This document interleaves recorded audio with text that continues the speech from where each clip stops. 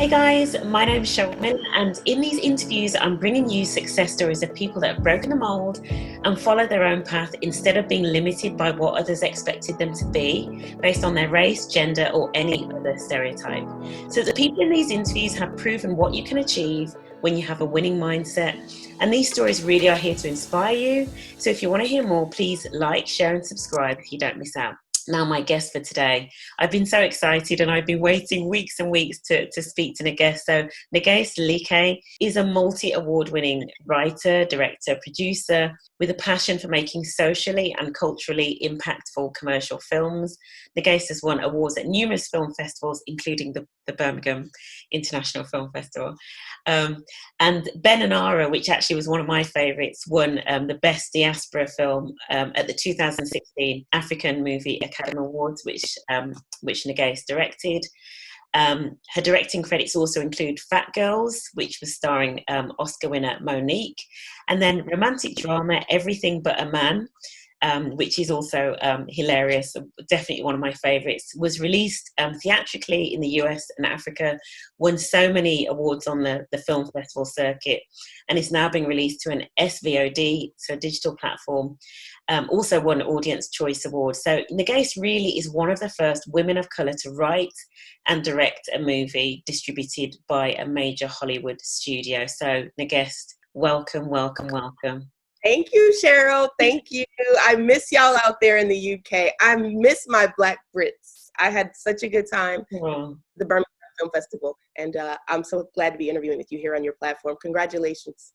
Thank you. It was amazing that time when you came over, because that was my first year kind of coordinating and directing at the film festival. It was just so amazing to have your support. I would have never known it was your first year. Thank you. You did it like a pro.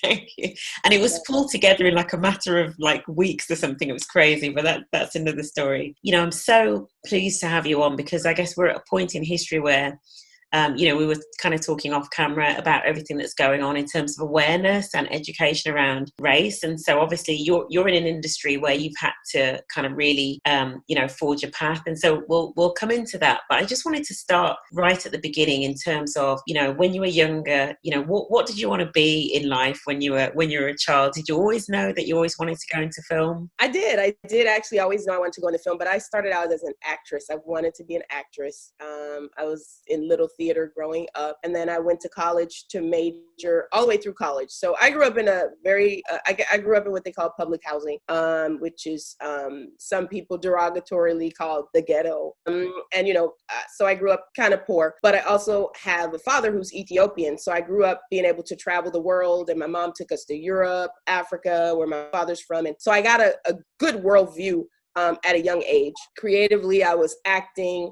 I was an at-risk kid, because in my neighborhood, you had to be tough, you had to be cool and all that stuff. And so I was running the streets doing that, but I was always in my little theater acting class. I got enough good grades to get accepted to an HBCU, which is a historically Black college. And I went to a school called Clark Atlanta University in Atlanta. And I went there to do acting, but then I realized I learned I wasn't that good of an actor. I was just good at acting up. And there's a big difference between acting and acting up. Quick story. So I was in a play in college when I was majoring in theater at the time, and I didn't like the lines, and I was kind of cheeky, and I told the drama teacher that I don't like the lines, I want to change them. She said, if you want to write, then go write, don't act. So I said, I will. And so I challenged myself. I wrote my first screenplay. It was crap, but I wrote it. I fell in love with writing. And at that point, I changed the trajectory of my desire of my career. So I went into writing characters instead of acting characters. And after graduating, then I moved to Hollywood and started my career as a writer. And eventually I became a director. But that was the path that I took. And it was an interesting path. It's really interesting, because obviously, so I've interviewed a few different people, entrepreneurs, people that have really excelled in the corporate space. Film seems to be the one where people that are involved in this industry tend to have started from a, it's what they've always wanted to do from a very young age. Would you say that's quite common for people in film? Yeah, and I think because film is the one area that kids get exposed to, right? So like being a doctor or a lawyer, kids don't get exposed to what that is or what that means, or being a scientist, but we grow up watching movies. So you either say, I want to be one of those people in the movies, or I want to be one of the people who make the movies. So I don't think it's the career as such that makes it different than anything else. I think it's the exposure, because I mean, movies and TV shows are cool. So what kid kind of wouldn't, want to be a part of that? And I think that's probably why. Sure. And in terms of, kind of when you were growing up, are there any people in your life or specific incidents that had a big influence on you? I mean, you talk about your parents and having quite a sort of international kind of global sort of upbringing. What were the kind of people or incidents that kind of shaped who you are? Well, I was blessed on two accords. Like a lot of us who grow up in low income places that have a lot of crime or that have a lot of poverty, especially when it's a lot of Black people. I mean, we as Black people, and I'm mentioning this as a side note, we as Black people have, I call PTSD, or a lot of people call it that, post-traumatic slave syndrome. And, we've been damaged by slavery over here in America. We're called all kind of derogatory names and people don't understand why. But if you put people in that kind of social conditioning, then things are going to happen. It's just human nature. But I was lucky on a couple of fronts. One, I had a strong mom who, even though I was surrounded by bad influences, my mom was always an example. She was not strict, but she was an example. She was a Black Panther. She was in the civil rights movement. So my mother and my family, I had a strong family base that were a great influence on me in terms of what's positive. And then I grew up in a city called Oakland, California, the Bay Area, which is it's like a tri-city, Berkeley, San Francisco, Oakland, and it's very multicultural. So, and it's very closed. You might live but you can go to Berkeley and get exposed to people from international places and all that kind of stuff. So that was number two. The geography of where I grew up exposed me to a lot of different cultures, people, races, lifestyles, everything. I mean, even before gay was accepted, we had that in San Francisco. So I grew up partially in San Francisco, partially in Oakland. And then finally, the other influence was being able to travel. I started going to Africa, like I said, and going to Europe. And the irony is, although I was poor in America, the richest country in the world, my father was very famous. He was a revolutionary in Ethiopia. He died in a shootout in the palace in Ethiopia. So they were part of the elite upper class in Ethiopia. So we had servants, what they call servants. I don't like that word, but that's what it's called. So here I am going from housing projects in America, the richest country in the world, to so-called the poorest place in the world, where I'm in a huge house. My father's was working in the palace. I have servants for everything, for cooking, for cleaning, for washing clothes, every other thing. And yet in America, when I saw Africa on TV, the experience I had in Africa was not that. We were swinging from trees. It was, flies and big belly kids and starvation. And there is an element of that, obviously, in Africa. But there's also a whole nother level of Africa that is, people are realizing that today. But when I was growing up, they didn't realize it. So it was kind of a mind fuck. It was like, wait a minute. So I was lucky enough, all these things, the amalgamation of all these things, my mother and family, the geography of where I grew up, and then being able to see Africa and Europe at a young age. Yeah. So all those things really kind of impacted me collectively to rise up. Yeah, it's fascinating. I mean, my mind is literally just blown, like I'm literally just listening to it, and my mind is blown. I think there's definitely, in fact, one of the other people I interviewed who also had a childhood which was across different continents and different countries. I think that has a big impact on a child. It really kind of opens the eyes. Yeah, it's interesting. It's kind of what we see in children who have parents that speak different languages, and then the child or people, a lot of people in Africa, actually, in different countries, they come from a place where multi languages are spoken, and then they come out speaking 3, 4, 5 languages as a first language. But then as an adult, if we try to learn a language, we have to make an effort. So I think when you're young and exposed to so much, the brain is just a sponge. And like languages, a kid speaks 3 and 4 languages without even realizing they're speaking 3 and 4 languages because they're exposed. I think the same way, in an international way, if you're exposed to all these cultures, that it's just your norm. And that was my norm. And I did not realize it was different than anybody else's until I was like in high school, and I realized, wow, my name is different. I'm different.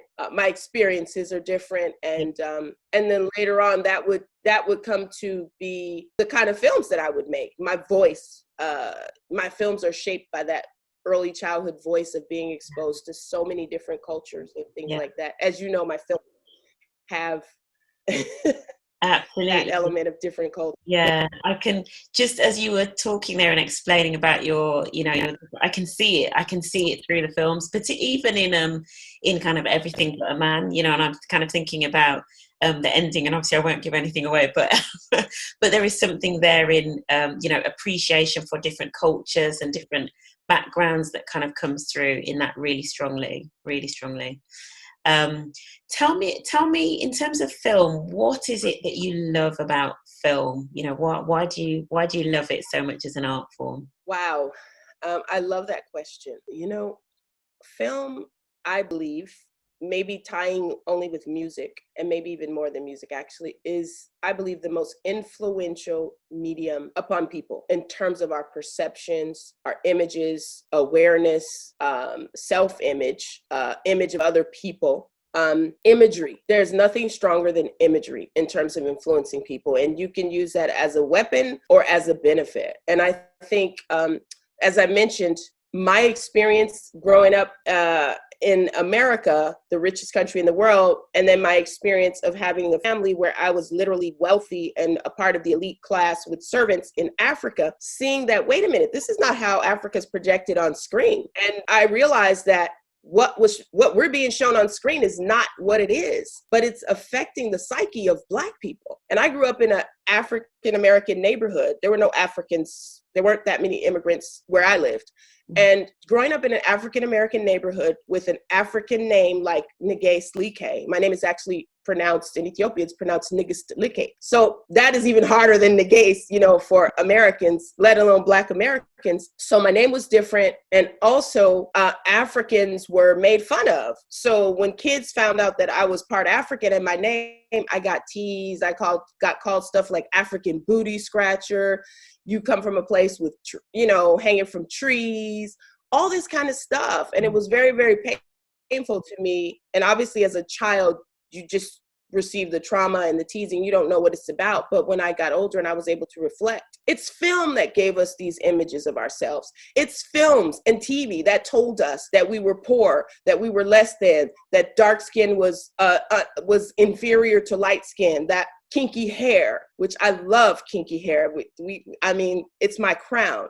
But we were taught through imagery that I love yours too. Mm-hmm. And, all of ours is beautiful. And, our shades, we're so beautiful. And I'll end it here, but I could, because that's something I'm very passionate about. I could go on forever, the importance of imagery and how it has, really effed over Black people globally in terms of our perception. And it is only now, in the last, probably from the 60s, but even now that we're coming to realize, wait a minute, we've been lied to, we've been tricked. So when I realized what a tool that imagery was, I already was attracted to acting as just creatively, but when I realized it was a tool, and I come from 2 revolutionary parents, I was like, oh, I'm gonna be a part of that revolution, but I'm not gonna use a gun, I'm gonna use a camera. And I'm gonna, correct the wrong narrative that has been told on Black people and African people globally, and use it to change it and show images of ourselves that reflect us in positive lights, empowering lights, truthful lights, and all the things that really show us as the great people that we are. Yeah. Beautiful. It just, when I think back to why I got involved in the film festival and kind of what I loved about it, you've just summed it up so beautifully, because a bit like you, I believe that, in fact, I was talking to somebody a few days ago about systemic racism and what I've started calling some of the pillars that are holding up the system. And for me, film and what's represented in the media is a big part of that. You know, it's a huge part of that is holding up and sustaining systemic racism. You know what I mean? So for me, kind of giving that platform for, you know, more Black film is so important, because it's trying to change the narrative, you know, and trying to bring a broader representation. So important. Even down to the news. So, you know, they don't even have to say the word. Like, they could say, you know, a bank was robbed today, and they just flash a picture of a Black guy looking, you know, like shady and scary, right? You know, or whatever. And that image goes into the brain. It's like, oh, okay, those kind of people rob banks. Yeah. Like, even on a level of just a newscast, let alone a film where you're in a theater, traditionally in a theater in a dark room, and it's a huge, oversized, larger than life screen. And you're seeing these images, and all you're seeing is gangsters and thugs and pimps and hoes and these negative images. And then when it's in Africa, all you see is, you know, poverty and begging and people who don't have any power and all of those things. Yet Africa is the place that the whole Western world is, their whole economy is hinged upon the resources of Africa and Africans. I mean, these are facts that are not shown. And I set out in my films, although they're primarily comedic and entertaining and provocatively dramatic, I just use that to make it taste good. Yeah. But my real mission is to educate, inspire, and empower Black people around the world. I love that. I love that. Honestly, I could listen to you all day, Nnegest, I tell you. So let's talk about getting into film. So, so you're one of the first women, you know, African-American women to kind of get like a big budget Hollywood film. How can people, you know, that aren't typically represented, you know, so if you're not white, male, heterosexual, how can people on the margins get into film, get into the industry? The reason why that is the best question in the world right now in 2020 is because with the advent of social media, now that we're that's second nature to us.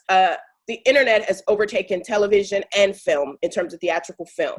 So now is the time more than ever that you don't need a major studio. What you do need is an audience. And that's how you work on whether you have a social media channel, a platform. I'm talking to the people out there who are interested, who have no connections. They don't even have money. They don't have power, but they have a dream. What you do have that you never had historically in film, except in the last 10 or so years, what you do have is the ability to build an audience. It doesn't take money to do that. You could do like what you're doing. Yeah. You build a YouTube channel, you have great content, you can build an audience. And through that, you can either raise money yourself to kind of make a short film or a feature or whatever you're interested in. Or if you have a strong audience base and no money and you want to do a studio film, you could get your followers to kind of say, hey, we would watch and support this film, such and such, that this person wants to do. Cheryl wants to produce a movie about X. And you have 1 million followers who are like, hey, when's Cheryl? We want to see your movie. You bring that to a studio or a production company or a financier, 9 times out of 10, you're going to get financed. Not because they care about your project, not because it's good or bad, but because you have the audience base. Yeah. So we are empowered right now in a time that we've never been before. There's still work to do. Whereas before you had to knock on the door and beg and beg and beg somebody to receive it. Now you can still go that route or you can do it yourself and build the audience. Tyler Perry did that. That's brilliant. Yeah, because that's what anybody that's putting money into the film, they want to know that it's going to be seen, don't they? They want to know there's a market for it. Yeah. And, Tyler Perry did that, as I was saying, like, people forget now because he's a huge mogul. He's a billionaire now. But what Tyler Perry did, Tyler Perry started right when social media was beginning. And I had never heard of him. And me and everyone I knew got an email blast from somebody named Tyler Perry with a new movie coming out called Diary of a Mad Black Woman. And everybody I knew, everybody at my church, everybody in my community was like, you got this email, we got to see this movie. We got to see this movie. So that was like a viral blast. And Black people showed up to support that movie, and the rest is history. Wow. So he is an example of doing it outside of the industry with Black people who supported him, and he was able to build on that. And now look where he is today. So that model, now you have more tools today. And an aspiring artist today has more tools than he had today because he just had email. But we got everything, Facebook, Instagram, everything where you can build an audience and bring people to make a project. So that's amazing. Yeah. And do we? I mean, this is one question I asked somebody a couple of weeks ago as well. Do we still need Black film festivals? Absolutely. As long as Black people are living in a culture that's dominated by non-Black people, we will need Black outlets for our project. We need Black film festivals. And I have a lot of white friends, and most of them understand, most of them get it. But for the few that don't get it, they ask questions like we have a Black History Month here in America. You guys have that over there too?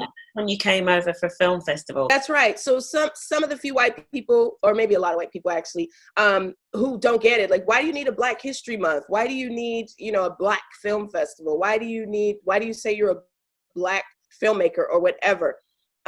It's not because we want that. It's because we are not a part of the mainstream industry. Like, we're not a part of that. So we have to. Every single month is White History Month. So if we don't carve out a Black History Month, we're just invisible. Our voices are invisible. We're not seen. We're not heard in the culture. And I know it's the same over there in England. So over here, we need Black film festivals because we're not getting into the Sundances at the same, they might have 2 Black films or with Black people, 100 white films. So all the major film festivals are still predominantly non-Black. So we need our Black film festivals. And I have to say to those of us who are just film goers, I encourage you to support Black film festivals. We need them to sell out like Sundance. What stops us from having a film festival as large as Cannes or Sundance or South by Southwest? It's us. We have the numbers. We have the people. Yeah. Every single Black film festival that has great content that's worth its weight in gold,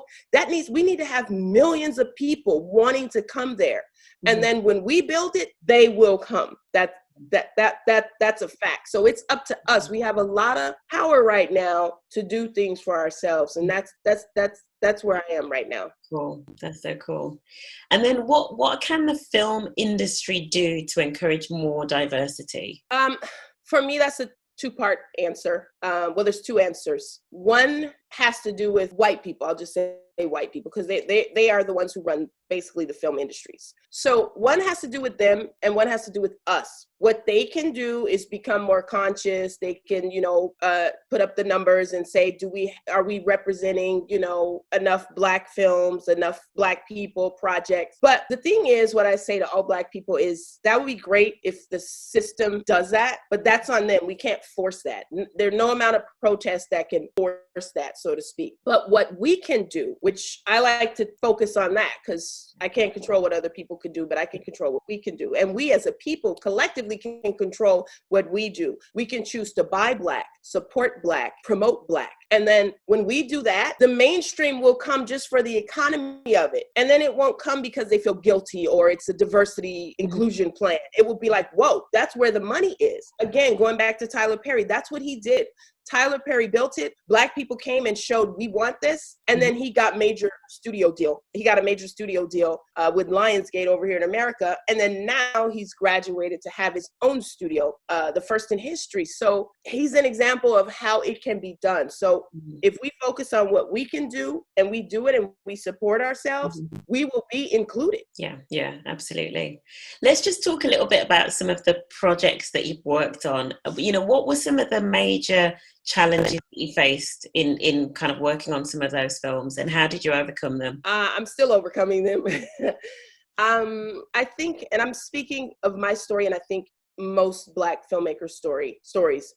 One of the biggest challenges the greatest challenge is telling the story you want to tell in the most authentic way. A lot of times the scenario will be, I'm not talking about an independent filmmaker who has their own money and they go make their film and they do whatever. But if you're making a film that you really want to either be picked up by a major studio or you're writing a script that you want a major studio to produce and distribute, a lot of times your vision will get trumped by their vision. So say for instance, Cheryl, you have a story you want to tell about a Black story you want to tell, and you're getting studio financing money or a major production company's money, and they say, well, this angle doesn't really sell. How about adding, a few more sex scenes, or how about adding a shootout, or how about adding this, and you might say, well, that's not what happened, or that's not what I want to show. And then if they say, yeah, but that's what sells, that's what people want to see, you either walk away and find your own money, or you have to play ball. So the biggest struggle is telling the stories we want to tell in the most authentic way that we want to tell them. Having control over our own narrative is what I'd sum it up as. That's the biggest challenge.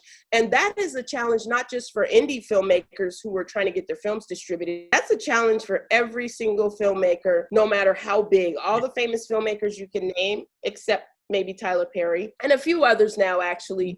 Charles King has a studio. And so more and more slowly we're making progress in terms of that. But generally speaking, we still have to funnel our stories through their narratives. Yeah. It's definitely some struggles still to fight, no? Yeah. So people see you, people will see you from a distance, and they see, this successful, award-winning filmmaker and all of the accolades and everything. Do you ever have fears or self-doubt? Every day. And how do you push through that? In a sentence, I would say your desire and passion has to be greater than your fear. And that's the only thing that drives me. Because if my fear is like up to here, my desire and passion is like right here. So that's what makes the difference for me. And then I would say, speaking for the people on the opposite end who also have fear, it's like your fear is here and your desire is here. You got to shift that. You've got to be so hungry. A hungry man will do anything to get food. But if you're not hungry and you're kind of okay, you just sit there kind of comfortably miserable. Yeah. But I gotta make it. I want to make it. I have something to say. I have something for my people. So that drives me greater than the fear that I face every day. But yes, there's fear every day. And in terms, speaking of every day, something that's been quite common, for a lot of the successful people I've spoken to is like a morning routine or some sort of daily routine or habits. Do you have any kind of morning routine, things that you always do every day, to kind of start in the right sort of frame of mind? In theory, yes. I set out, I'm being real, so in theory, yes. I have a meditation routine. I'm spiritual. I don't go to church as much as I used to because I'm not into traditional religion anymore. But I am a Christian. But basically, what I always have to remind myself and to remember, especially at times like this where we're in the middle of a what they call a pandemic, and now there's a lot of this racial stuff that's come to a head and the protests around the world. With all this going on, you got to center yourself every morning. Start with just silence, meditation, God, and whatever your version of that is, and kind of finding your balance. Yeah. I can't agree with that more. I think in particular, the last couple of weeks, I even said to somebody, I think I posted something and I said, I even had to realize that, I had to stop being a keyboard warrior, because you end up arguing with everyone on social media and all that. And I was like, no, just take a step back. And you're right. You have to center yourself. You have to have that stillness, I think, so that you can actually face the day. And another thing is, if you're a really passionate person, I'm speaking for myself, sometimes you could get caught up in wars, like trying to prove your point or trying to, make a, force somebody to understand something. And then what ends up happening is you get drained. So gotta know your limit and not try to force things. You just put it out there, and those who are meant to receive it will, and then you leave the rest to God. Basically. Exactly. Yeah. So we're almost done. We're almost at the end. I just want to ask a few final questions. So what are some of the biggest lessons you've learned so far?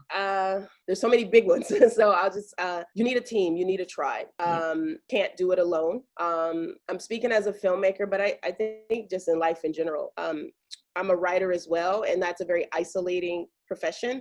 So when I go and write a script, I might be alone for, go into my well for 3 months, 4 months at a time without coming out. And now that the whole world is on lockdown, even more so. But you need a tribe. The younger you are, you start building it, whether you're in college, whether it's people around you, find like-minded people, build with them, grow with them, and then you come up as a team. So when you take a blow or you take a defeat or you take a rejection or whatever challenges you face, definitely easier as a group than by yourself. So I would say that.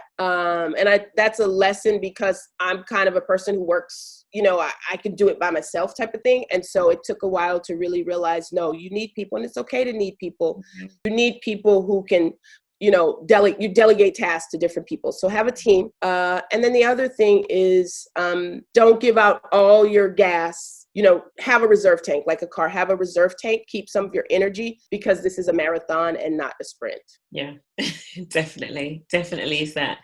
And then, do you have any regrets? Is there anything that you wish you'd done so far that you haven't already? I don't have any regrets, actually. But if I could give advice to myself first starting out, you asked earlier about fears. When I was first starting out, I would say my fears were a little bit stronger than my desire. And sometimes when you walk in fear, you wobble. Figure out in your meditative state what you believe in, what you want to do, and then go for it fearlessly. Like, go for it.